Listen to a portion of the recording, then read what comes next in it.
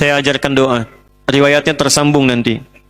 Tersilahkan nyambung sampai kepada riwayat-riwayat yang sahih untuk diamalkan. Baca ini khususnya di hari Jumat. Hari apa? Khususnya di hari Jumat. Tuh, usahakan dibaca tiap Jumat sebelum selesai meninggalkan Jumatan untuk yang ikhwan laki-laki. Yang ibu baca ba'da asar bu, menjelang maghrib. Dawamkan itu setiap hari apa? Jumat khususnya. Boleh dibaca dalam setiap hari, setiap selesai sholat boleh. Tapi Jumat itu spesial. Itu nanti riwayat yang mutasalsilah diajarkan para ulama kita. Saya mendapatkan juga itu. Ya, secara bersanad sampai ke ulama. Pak Ustadz, doakan saya agar bisa terbebas dari hutang riba. Saya zalim kepada orang tua dan saya ingin istiqomah dalam berhijrah ini, serta saya ingin menjadi salah satu murid Pak Ustadz. Kita doakan sama-sama semoga Allah Subhanahu wa taala membebaskan kita semua, baik yang bertanya, meminta ataupun kita, dari segala yang Allah larang. Semoga kita dijauhkan dari segala hal yang buruk dalam pergaulan materi, semoga dibebaskan dari tipu menipu, sogok menyogok, semoga dijauhkan dari korupsi, dan semoga dibebaskan dari perbuatan riba. Riba itu rumusnya begini: wa ahallallahu al-bai'a wa harrama riba. Ya. Allah menghalalkan jual beli dan mengharamkan riba. Dan janji Allah, kalau riba ditinggalkan, itu aktivitas niaganya oleh Allah akan diganti dengan yang lebih berkah dan sifatnya lebih menguntungkan dunia akhirat. Jadi meninggalkan riba itu bukan rugi, tapi untung. Itu dulu yang dipahamkan dalam benak kita. Meninggalkan riba itu bukan rugi, tapi untung. Ya. Yamhaqullahu riba wa yurbis shadaqat. Sebaliknya, orang yang terjebak dalam riba seakan-akan mendapatkan yang banyak, padahal nanti kata Allah akan tersiksa dengan ribanya. Bukan cuma di cicilannya, pikirannya, dan yang terkumpul yang terasa banyak itu nggak ada keberkahannya. Gini. Kalau harta kurang berkah atau tidak berkah, kalau masuk ke perut jadi makanan, nanti itu akan menghambat pusat-pusat kebaikan. Misal, azan terdengar di telinga kan? Allahu Akbar, terdengar tuh. Tapi kalau ada hal yang haram masuk, entah itu dari pencurian, korupsi, sogok menyogok atau riba, masuk ke dalam mulut, diolah, nanti akan menutup bagian fungsi pendengaran kebaikannya. Dia dengar, tapi nggak bisa merespon. Itu yang dimaksud di Quran surah 6 ayat 25, wa fi adhanihim waqra, di telinganya ada sumbatan. Jadi kalau Anda mendengar adzan tapi tidak peduli, padahal Anda mengatakan beriman, coba dicek baru berbuat maksiat apa sampai telinganya tertutup mendengar kebaikan. Anda pulang dari kantor lewat pusdai, yang ke masjid banyak, waktu sholat sudah tiba, Anda yang lewat situ tapi kok bisa nggak tertarik untuk sholat? Tanyakan, baru berbuat maksiat apa sampai matanya nggak peka pada kebaikan. Mushaf di rumah banyak, dari yang kecil yang masuk saku sampai yang paling besar yang nggak bisa disakuin, tapi cuma jadi pajangan, nggak bisa baca, padahal tiap hari lihat. Tanyakan pada diri kita, pada diri masing-masing, dosa apa sampai nggak bisa baca mushaf itu? Makanya ada ulama mengatakan begini, kalau sehari nggak bisa baca Quran sedangkan di rumah mushafnya banyak, tengah malam bangun, masuk ke ruang tengah, ambil mushaf yang paling besar, jangan dulu dibaca, bentangkan dulu, lalu tanyakan pada diri sendiri, ya Allah, dosa apa saya sampai nggak bisa baca Quran ini? Satu. Jadi kalau ada orang yang sudah diarahkan pada kebaikan belum tergerak, itu cuma dua penyebabnya. Satu maksiat, kedua dunia yang berlebihan. Hubbud dunia yang berlebihan. Yang kedua, kalau sudah masuk ke perut harta yang tidak halal itu, maka nanti akan menghijab kolbu, sehingga apa yang dimohonkan kepada Allah berupa kebaikan terkadang tidak langsung sampai ke dalam kolbunya. Sifat doa itu kalau dimintakan, itu sifat dasarnya dikabulkan. Dalilnya Al-Baqarah ayat 186. Wa idza sa'alaka 'ibadi 'anni fa inni qarib ujibu da'watad da'i idza da'an. Dalil yang lain, wa qala rabbukum ud'uni astajib lakum. Jadi doa itu kalau diminta, sifatnya diminta, itu pasti dikabul. Kalau dimintakan, pasti dikabulkan. Baik itu seketika saat diminta, kalau memang yang diminta itu kebutuhan kita, maslahatnya dunia akhirat. Atau ditunda, sampai kita memang sanggup menjalani apa yang diminta itu. Antum punya anak 5 tahun, minta diberikan motor, dikasih nggak? Tapi antum punya kemampuan, hartanya ada, cuman kan anaknya belum siap. Saat dia siap, baru diberikan. Maka anda katakan, nanti nak ya, nih uangnya sudah ada, simpan dulu, begitu kamu sanggup bisa, baru papa belikan. Sekarang motor-motoran aja dulu. Kadang kan ngambek dulu kan, nggak mau papa, nggak mau, pengen motor beneran gitu kan. Pengen yang kayak si fulan, saya nggak sebut nama supaya tidak endorse ya. Maka diberikanlah motor-motoran mereknya si fulan. Awalnya nggak nyaman, tapi menikmati. Tapi terkadang nggak sadar setelah 17 tahun, bapaknya berikan motor, ternyata itu permintaan dia waktu 5 tahun lalu, saat usianya 5 tahun. Tapi dia nggak sadar bahwa itu permintaan dia yang dulu. Kadang-kadang doa itu begitu. Anda minta sekarang, tapi Allah lihat Anda belum siap. Ya Allah, anugerahkan aku motor, ya Allah, aku sudah berusaha. Sepeda dulu aja. Kalau nanti kamu dikasih motor, kamu riak. Muncul sifat riak yang belum dilatih itu. Keliling-keliling komplek, akhi ayo ke masjid, padahal cuma mau tunjukkan saya punya motor baru. Nggak kerasa. Ketika sudah siap baru diberikan. Ada yang ketiga, Allah mengganti apa yang diinginkan dengan memberi apa yang dibutuhkan. Anda punya anak sakit, bawa ke dokter. Kata dokter, ini kalau makan buah nggak boleh makan apel, yang bagus jeruk. Pulang dari rumah sakit, anak Anda minta, lihat tukang buah, mama mau apel, mama mau apel. Ini aja nak, jeruk. Nggak mau apel, nggak mau apel. Ini aja deh, jeruk rasa apel. Kasih. Diberikan yang lebih baik, yang sesuai dengan kebutuhan. Doa pengen ke ITB, lulusnya ujian di Unpad. Doa pengen ke Unpad, lulus ujiannya misalnya di UI. Doa pengen ke UI, lulusnya di IAIN. Bisa terjadi. Kita tidak tahu apa yang terjadi di masa depan. Saya dulu pengen satu kampus yang A, karena saya pernah ikut daurah di dalamnya sebelum lulus di pesantren. Pengennya ke Madinah, lulusnya ke Libya. Tapi ternyata di Libya itu mazhabnya mazhab Imam Malik, imam pertama, imam Darul Hijrah yang memang berlaku di Madinah. Setelah itu jalan ke Mesir, mazhabnya Syafi'i. Belajar tafsir dari Syekh Muhammad Sayyid Tantawi. Dari situ berangkat kemudian ke Mekah. Tugas haji, tenaga musiman, mampir ke Ummul Qura, belajar, mampir ke Madinah, dapat Hambali. Pulang lagi ketemu yang Asia Selatan, Pakistan, India, Bangladesh, IPB, India, Pakistan, Bangladesh. Ya. Cina, madhabnya Hanafi. Jadi kita harap-harap ke satu tempat, kata Allah jangan dulu ke sini, lewat sini dulu, karena engkau pulang akan menghadapi masyarakat yang bukan bermadhab 1-2. Mungkin di tempat A madhabnya Hambali, kunutnya tidak pakai kecuali nazilah. Tempat B Syafi'i, kunutnya keras jahar. Tempat C Hanafi nggak pakai kunut. Kamu akan pulang yang semuanya ada. Yang kunut ada, yang tidak kunut ada, yang nggak subuhan pun ada. Harus lengkap.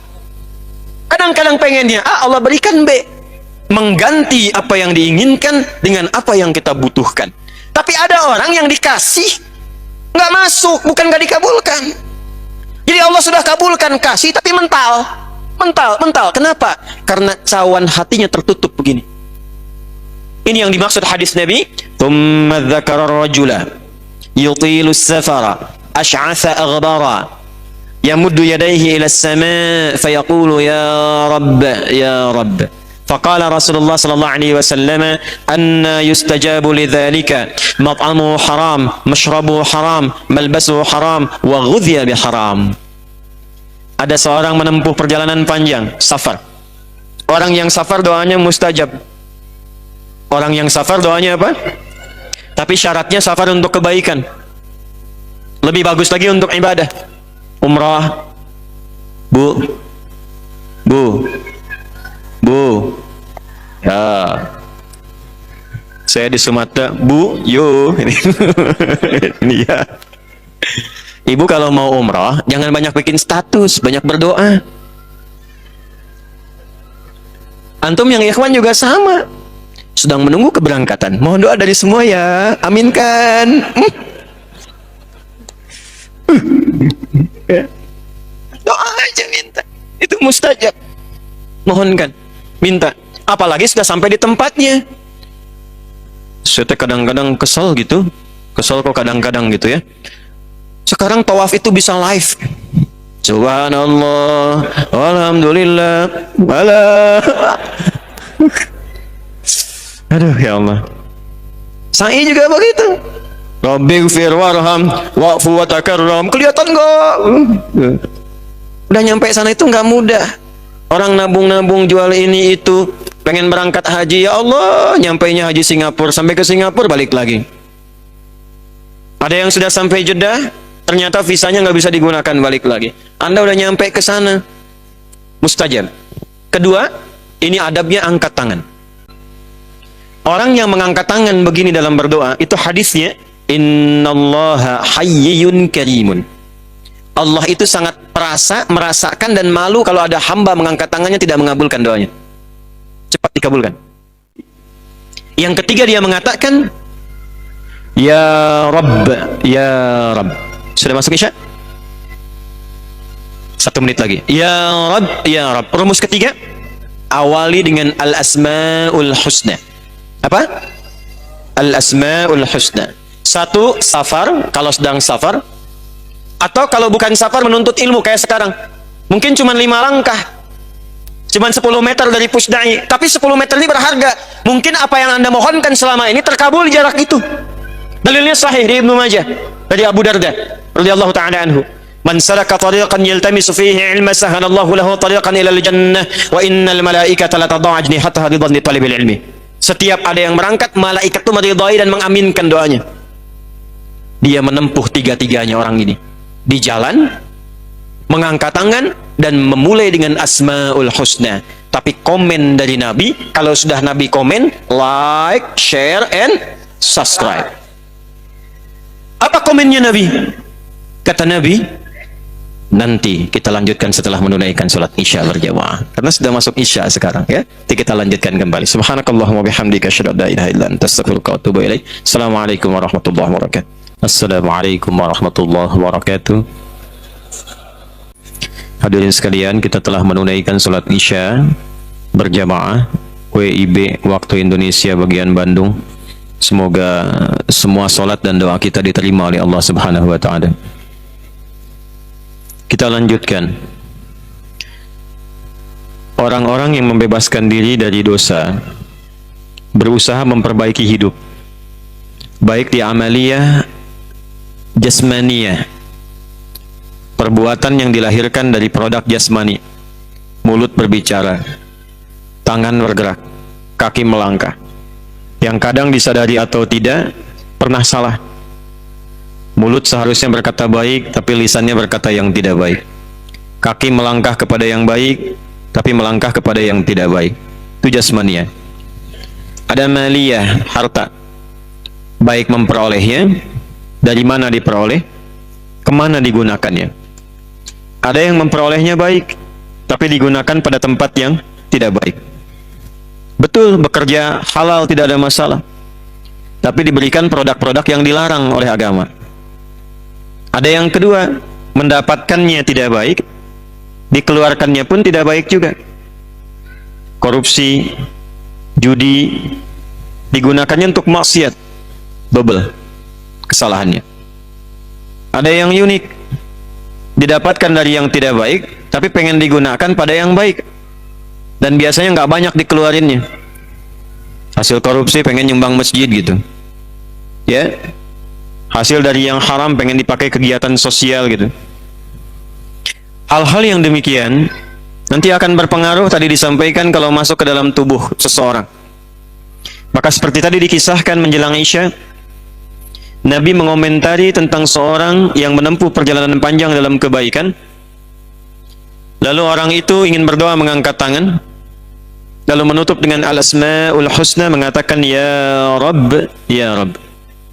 Secara kaidah, doanya semestinya dikabulkan 3 kali lebih cepat dari orang biasa.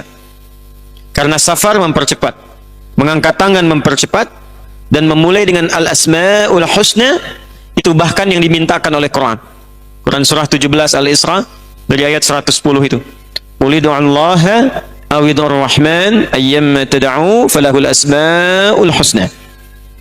Walillahil asmaul husna fad'uhu biha. Pilih sesuai dengan kebutuhan. Jadi nggak harus disebut semua. Allah ya Rahman ya Rahim ya Malik ya Qudus dan seterusnya. Bisa dipilih salah satu. Ya Allah, butuh apa? Rizki? Ya Razak. Anda sedang belajar, besok mau ujian? Ya Allah, ya Alim. Punya masalah? Ya Allah, ya Al-Fattah. Orang ini menyebut nama Allah dengan sifat rububiyahnya yang seharusnya cepat mengabulkan. Ya Rabb. Apa komentar Nabi? Anna yustajabu lidzalika. Bagaimana doanya bisa dijawab? Mat'amu haramun, sumber makanannya haram. Mashrabu haramun, minumannya haram. Malbasu haramun, pakaiannya haram. Wa ghudhiya bi haramin, dan perangkat hidupnya haram. Jadi haram itu bukan hanya akan menutup sumber-sumber informasi kebaikan, tapi saat yang bersamaan juga bisa menghijab antara permohonan dengan jawaban doa yang Allah kabulkan. Makanya hati-hati dari yang haram ya. Saya ajarkan doa. Riwayatnya tersambung nanti. Tersilsilahkan nyambung sampai kepada riwayat-riwayat yang sahih untuk diamalkan. Baca ini khususnya di hari Jumat. Hari apa? Khususnya di hari Jumat. Anda boleh catat, atau Anda boleh rekam, atau Anda boleh lihat kembali rekamannya nanti setelah tuntas kajian. Allahumma kfina. Boleh diikuti. Allahumma kfina bihalalika an haramik wa aghnina bita'atika an ma'siyatik wa bifadlika amman siwak.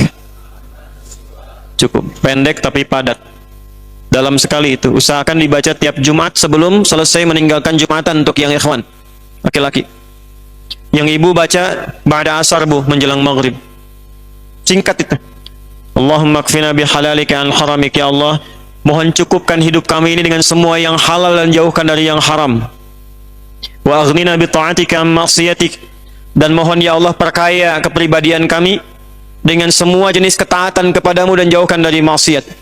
Wa bi fadlika amman siwak, dan berikan rizki kepada kami yang paling utama darimu, dan kami berserah kepadamu dari selainmu. Dawamkan itu setiap hari apa? Jumat khususnya. Boleh dibaca dalam setiap hari, setiap selesai sholat boleh. Tapi Jumat itu spesial. Itu nanti riwayat yang mutasalsilah diajarkan para ulama kita. Saya mendapatkan juga itu. Ya, secara bersanad sampai ke ulama. Itu jawaban yang pertama tadi, yang memakan waktu dari ba'da maghrib sampai isya.